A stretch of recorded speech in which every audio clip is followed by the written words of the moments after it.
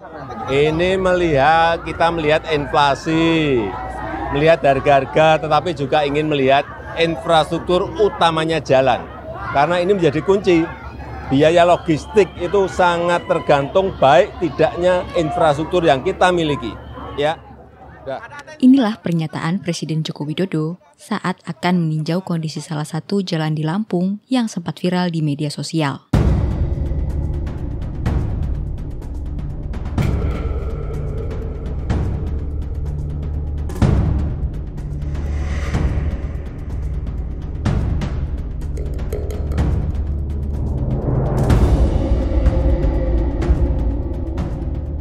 Infrastruktur memang menjadi salah satu poin utama dalam strategi pembangunan Presiden Joko Widodo. Secepat-cepatnya dimulai yang rusak, yang kira-kira provinsi tidak memiliki kemampuan, kemudian kabupaten tidak memiliki kemampuan, ya akan diambil alih oleh Kementerian PU. Utamanya yang jalannya rusak parah. Namun, pada proses pelaksanaannya justru kerap menimbulkan berbagai masalah. Salah satunya adalah anggaran pengadaan barang dan jasa. Potensi korupsi di sektor ini berangkat dari sistem pengelolaan pengadaan barang dan jasa yang masih bercelah. Pasalnya, fakta bahwa pelibatan masyarakat dalam proses penyusunan anggaran pengadaan barang dan jasa hingga tahapan pelaksanaan pengadaan pun masih sering diabaikan.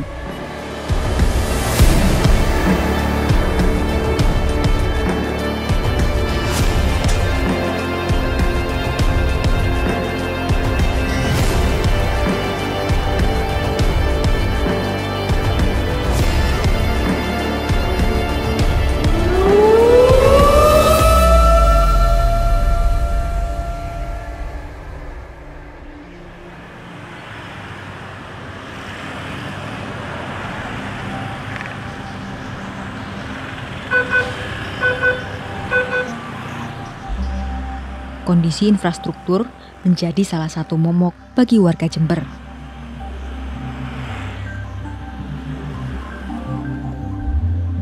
Warga Jalan Tidar misalnya, yang sempat mengeluhkan soal kondisi jalan yang rusak.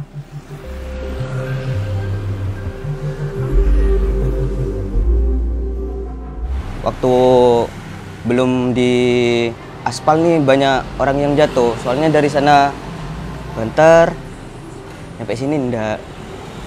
Jadi kebanyakan motor jatuh, cowok cewek gitu, banyak yang jatuh. Belum lagi masalah banjir yang kerap menjadi ancaman bagi warga setiap tahunnya.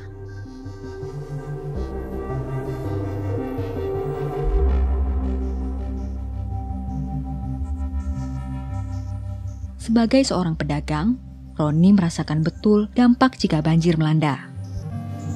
Surutnya kalau hujan sekarang perkiraan 2 jaman lah, 2 jam 3 jam masih. Kalau hujannya deras, bisa satu hari mas, airnya genang nih. Belakangan, pemerintah Kabupaten Jember berupaya melakukan perbaikan jalan dan drainase di wilayah ini. Namun, upaya ini justru membuka tabir potensi kerugian negara pada praktik pengadaan barang dan jasa. Hal ini diamini oleh Muhammad Rizal, salah satu anak muda yang aktif dalam pemantauan pengadaan barang dan jasa di Jember. Rizal dan sejumlah rekannya yang tergabung dalam Komite Anak Muda Pemantau Pengadaan Barang dan Jasa Jember menemukan ada ketidaksesuaian pada pengerjaan proyek ini.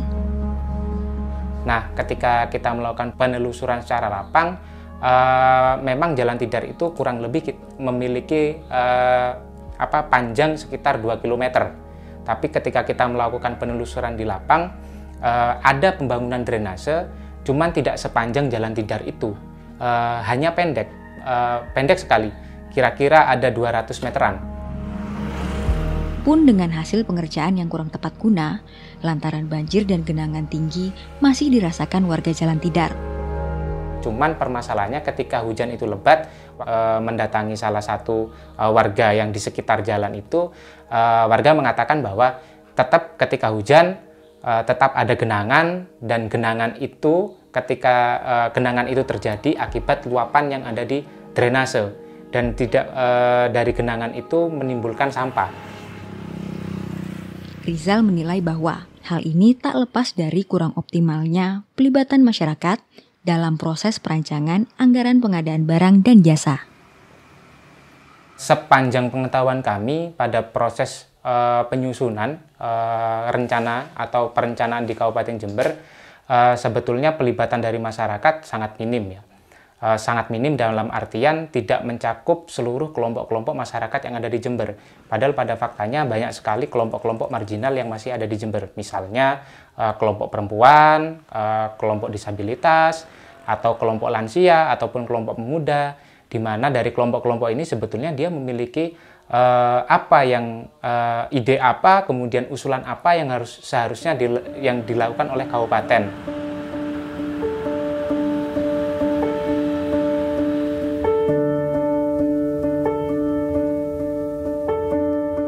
Masalah lain terkait pengadaan barang dan jasa adalah soal transparansi dan akses informasi untuk masyarakat. Seperti pengalaman dari Miju dan sejumlah rekannya di Komite Anak Muda Pemantau Pengadaan Barang dan Jasa Kupang, Nusa Tenggara Timur. Perkenalkan, saya Primus Nahak. Kalau di Bekal Apek saya dikenal sebagai Miju Primus. Berbekal laporan dari masyarakat, Miju mencoba untuk menelusuri pembangunan tanggul penahan ombak di Kelurahan Babau, Kupang.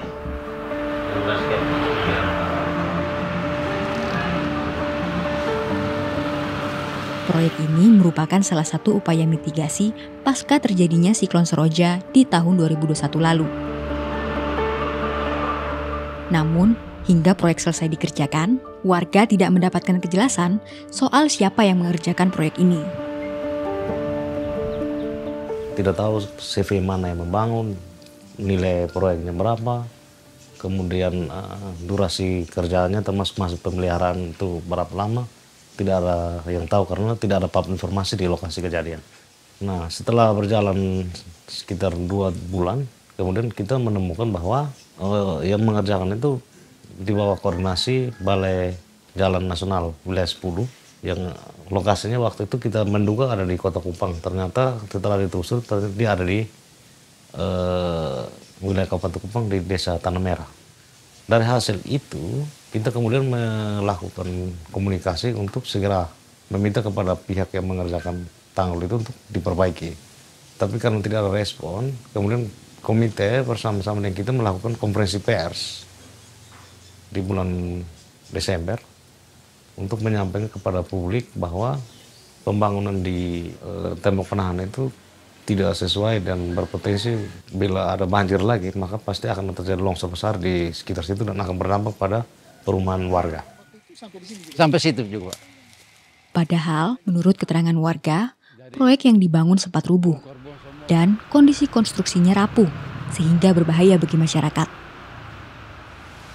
Jadi di tempat ini yang dulu setelah bangun rubuh. Kemudian kita bersama masyarakat melakukan advokasi dan meminta kepada pihak yang melaksanakan waktu itu dari Balai Jalan Nasional Wilayah 10 untuk memperbaiki longsoran ini. Dan ini salah satu korban. Bapak ini adalah salah satu korban yang langsung berdekatan dengan rumah lokasi, ya Pak. Waktu itu Pak satu CV, Pak beta kurang kenal dia punya nama. Dia kerja apa? Kerja. Tapi belum sampai 1 tahun Pak rubuh, serubuh.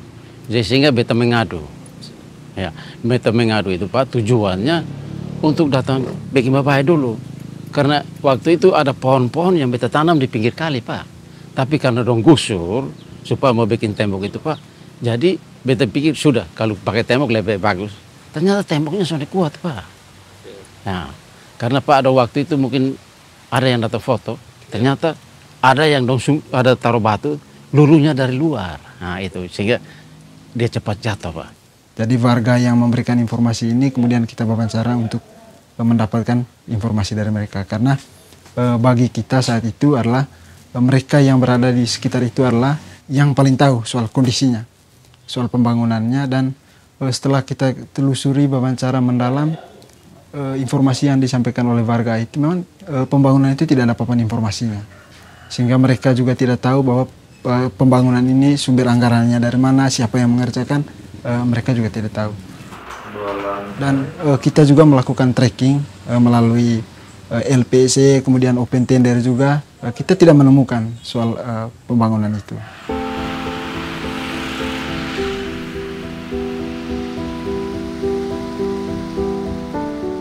Komisi Pemberantasan Korupsi atau KPK menyatakan bahwa korupsi di sektor pengadaan barang dan jasa adalah salah satu kasus korupsi terbanyak sepanjang tahun 2004 hingga 2022.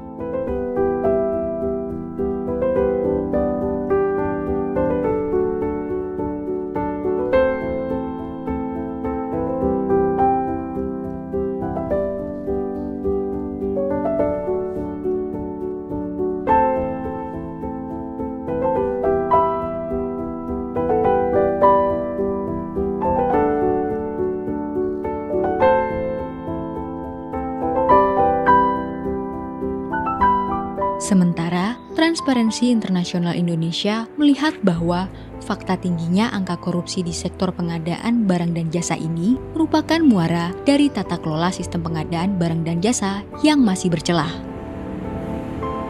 Hari ini sebenarnya Indonesia itu belum mempunyai sebuah kebijakan payung soal pengadaan barang dan jasa yang levelnya pada undang-undang. Saat ini tersedia hanya peraturan presiden, begitu ya, sehingga ada keterbatasan kalau kita bicara soal peraturan presiden. Sebagai satu contoh, peraturan presiden tidak bisa mengatur misalnya lembaga-lembaga di luar keuangan negara seperti misalnya BUMN. Gitu. Jadi kalau ada pengadaan di BUMN gitu ya, atau bahkan swasta murni, dia yang ada penyertaan modal negaranya, itu akan sulit sekali gitu ya. Pun dengan modus lama yang berbungkus ulang dalam sejumlah kasus korupsi di sektor pengadaan barang dan jasa. Ada banyak sekali ya modus korupsi dalam pengadaan barang dan jasa gitu ya. Kalau kita mengacu pada undang-undang, misalnya undang-undang tipikor kita gitu ya, itu jelas ada satu pasal tentang modus korupsi yang berkaitan dengan pengadaan barang dan jasa, itu terkait dengan benturan kepentingan. Benturan kepentingan dalam pengadaan barang dan jasa itu salah satu modus korupsi yang paling nampak gitu ya. Nah, yang kedua itu modus yang juga sering muncul itu pola markup dan markdown gitu ya. Artinya bagaimana memanipulasi harga perkiraan sendiri gitu. Nah, kemudian seringkali masih ada badan publik gitu ya, atau pemerintah di daerah, pemerintah di level nasional yang memegang mazhab, ya udah barang yang paling murah yang kita beli.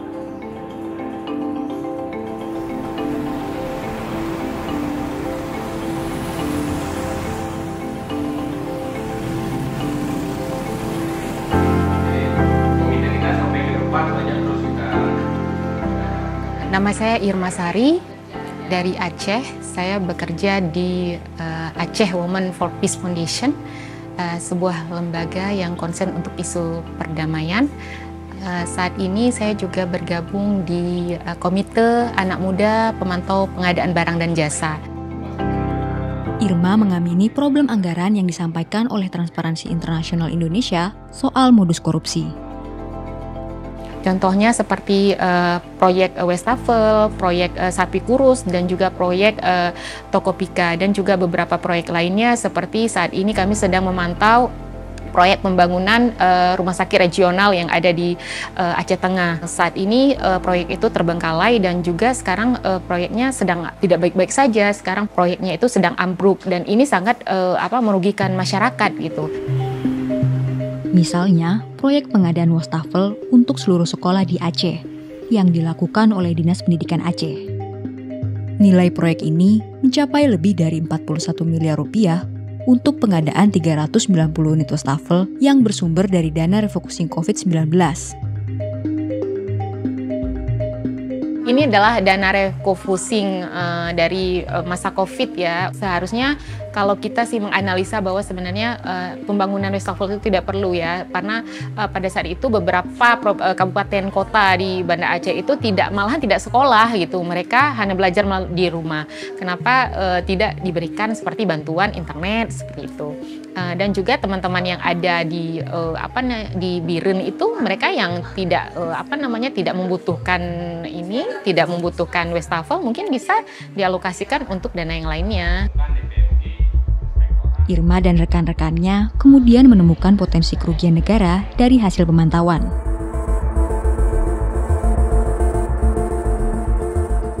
Kasus ini pun akhirnya menjadi sorotan publik.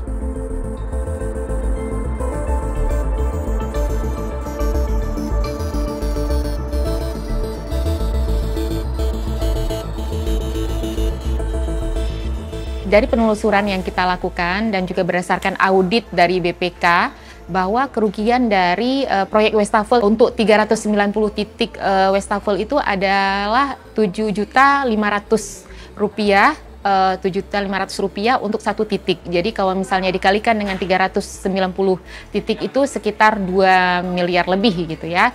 Itu berdasarkan dari hasil audit BPK. Kalau kita bicara soal korupsi terutama dalam sektor pengadaan, ya ini ibaratnya sebagai gurita lah gitu ya. Kenapa? Karena korupsinya itu bisa berdampak kemanapun. Jadi tentakelnya bisa merambah ke berbagai sektor, mulai dari yang sifatnya infrastruktur besar gitu ya, sampai sebenarnya hal yang sangat dekat dengan kita, yaitu pelayanan publik. Mulai dari kesehatan, pendidikan, dan lain sebagainya. Nah, yang poin kedua yang nggak kalah penting adalah soal korupsi, soal nilai anggarannya.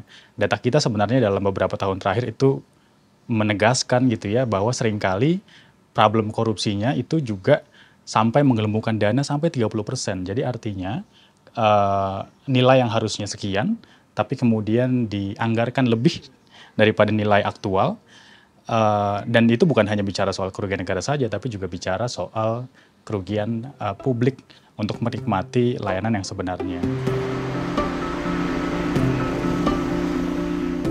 Aktivitas yang dilakukan Irma juga menjadi salah satu upaya mendorong inklusivitas pada aspek partisipasi masyarakat dalam proses pengadaan barang dan jasa, baik dalam penyusunan anggaran juga dalam proses pemantauan. Kalau mandatnya hanya tertulis bahwa ya salah satu prinsip pengadaan yang umum itu adalah pengadaan yang tadi transparan, akuntabel, ada partisipasi masyarakat, efektif, efisien dan sebagainya gitu ya. Tetapi faktanya gitu ya, ketika informasi yang pengadaan itu hanya disirkulasikan dalam circle tertentu, ya itu yang menjadi eksklusif dong, tidak inklusif gitu ya. Nah, sehingga prinsip-prinsip untuk membuka datanya juga harus diikuti juga dengan melibatkan masyarakat.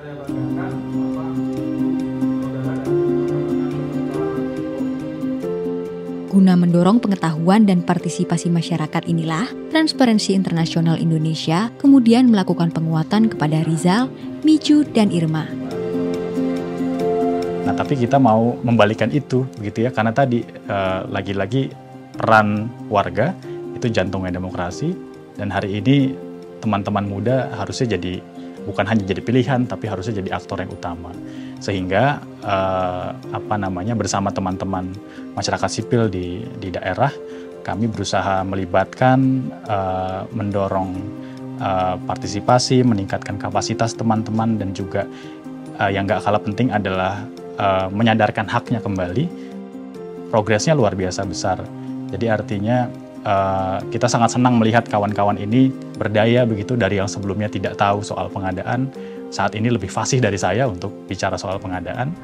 Dan bukan hanya bicara soal kapasitas yang meningkat, tapi juga bicara soal daya gedor advokasi yang saya kira juga tidak main-main. Teman-teman aktif melakukan monitoring di berbagai daerah, khususnya bicara soal pengadaan, dan hasilnya kemudian berdampak langsung ya dengan kualitas pengadaan di daerah masing-masing.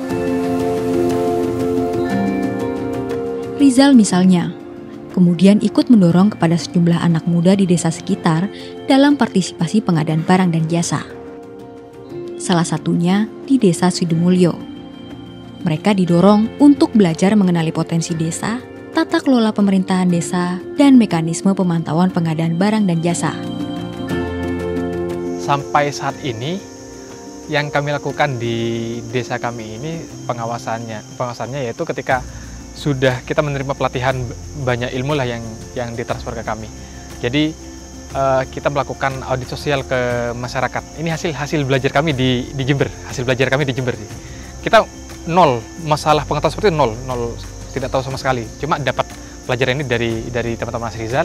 Jadi kita melakukan audit sosial kepada masyarakat, bagaimana cara mengetahui permasalahan mengenai layanan dasar di masyarakat itu. Jadi kita bentuk tim untuk disebarluaskan ke 6 dusun, gitu. Bertanya mengenai fasilitas dasar, air, sanitasi apa di rumah warga, apakah sudah ada fasilitas yang memadai mengenai air, terus sanitasinya gimana. Bahkan, para pemuda di Karang Taruna Desa pun terdorong untuk melakukan proses ini. Nah, ini yang kita potret, bahwasanya pemuda desa harus mengerti tentang keadaan desanya. Mereka sebagai generasi yang meneruskan keberlanjutan dari desa, mereka harus mampu mengembangkan desanya mau dibawa seperti apa. Itu pertama yang kita sadarkan kepada teman-teman kelompok pemuda di desa. Kita melakukan pendekatan kepada kelompok pemuda ini melalui organisasi-organisasi yang sudah dibentuk sebelumnya di desa. Semisal ada Forum Anak Desa, semisal ada Karang Taruna, atau kelompok-kelompok lain yang ada di tingkat desa. Nah, kita masuk melalui mereka, kita memberikan pengetahuan kita transfer ke mereka tentang tata kelola pemerintah desa, tentang perencanaan yang ada di desa, tentang pengajian keadaan desa, dan juga pengadaan yang ada di desa. Kita engage melalui mereka, kita berikan ini kepada mereka, kemudian juga kita memberikan tryout kepada mereka untuk mengetahui seperti apa dinamika atau permasalahan yang ada di desa mengenai pengadaan barang dan jasa. Pun dengan apa yang dilakukan oleh komunitas anak muda pemantau pengadaan barang dan jasa di Kupang. Mereka ikut memberikan penguatan kepada para pemuda di tingkatan desa. Proses pemantauan ini sebenarnya kita mulai dari pembentukan Komite Anak Muda Pemantau Pengadaan Barang dan Jasa Publik di Kabupaten Kupang. Itu tepatnya di tanggal 4 Juni tahun 2021. Setelah terbentuk, kemudian kami bersama TI Indonesia dan komite melakukan sejumlah penguatan kapasitas kepada teman-teman anak muda, baik itu perempuan dan laki-laki yang berjumlah sekitar 30 orang, yang kemudian dengan pengetahuan anti korupsinya kami melakukan sejumlah pemantauan di wilayah Kabupaten Kupang. Jadi keterlibatan berbagai pihak juga penting di situ, sehingga anak muda sebagai generasi penerus mereka jangan antipati terhadap persoalan korupsi, tapi mereka juga harus mulai terlibat untuk melakukan anggaplah TII dan Bengkel Apek memulai di wilayah yang terbatas di Kabupaten Kupang, Kota Kupang, tapi kemudian mereka setelah ke kampungnya, ke kabupatennya, dia bisa menyebarluaskan keterampilan pengetahuan itu dengan caranya di tempatnya. Sehingga kalau gerakan anti korupsi dalam hal pengadaan barang dan jasa ini meluas kemana-mana, saya yakin dan percaya korupsi yang terjadi di NTT bisa diminimalisir, teristimewa berkaitan dengan pengadaan barang dan jasa gitu ya. Berbekal pengalaman penguatan di 3 wilayah sebelumnya, tidak menutup kemungkinan Transparansi Internasional Indonesia juga akan menyelenggarakan program serupa di wilayah lain di Indonesia. Nah, saat ini sedang dalam proses juga untuk kemudian mengaktifasi model akuntabilitas sosial yang serupa gitu ya. Dari 3 daerah ini kemudian merambah ke 4, 5, bahkan 6 daerah lain. Termasuk sebenarnya di DKI Jakarta. Dan model yang sama berusaha untuk direplikasi, bahkan juga harapannya bisa lebih diperkuat dengan 2 hal ya. Satu, bicara soal isu inklusivitasnya, bicara soal gender, memastikan bahwa gerakan ini inklusif bagi teman-teman disabilitas dan juga masyarakat adat tentunya. Dan juga yang kedua adalah tadi memprioritaskan demokrasi lokal tadi, karena itu yang krusial dan penting. Jadi secara total sebenarnya hari ini mungkin sudah lebih dari 1.000 teman-teman muda ya dari 7 daerah itu yang bukan hanya mampu mengaktifasi jejaringnya untuk aktif bicara soal anti korupsi, tapi juga mampu mengadvokasi masalahnya. Rizal, Miju, dan Irma pun berharap penguatan yang dilakukan Transparansi Internasional Indonesia pun terus dilakukan. Harapan saya dan juga mungkin harapan dari teman-teman saya untuk terus untuk terus mendapatkan ilmu pengetahuan, terus dapat berjaringan dengan teman-teman untuk terus memberantas korupsi ya, mulai dari kecil lah gitu ya, mulai dari desa, karena kita tinggal di desa, kita mulai bisa memberikan informasi ke masyarakat, boleh mendampingi desa-desa untuk terus berbuat tanpa ada korupsi lagi. Semua anak muda itu sangat penting untuk memahami pentingnya pengadaan barang dan jasa. Karena kita akan mewarisi jalan dan jembatan semua yang dibangun ini akan kita warisi. Jangan sampai kemudian di generasi kita, anak-anak kita sekolah di gedung yang gampang rusak, gampang runtuh, tiba-tiba terjadi bencana, ada kecelakaan, kan sayang kan.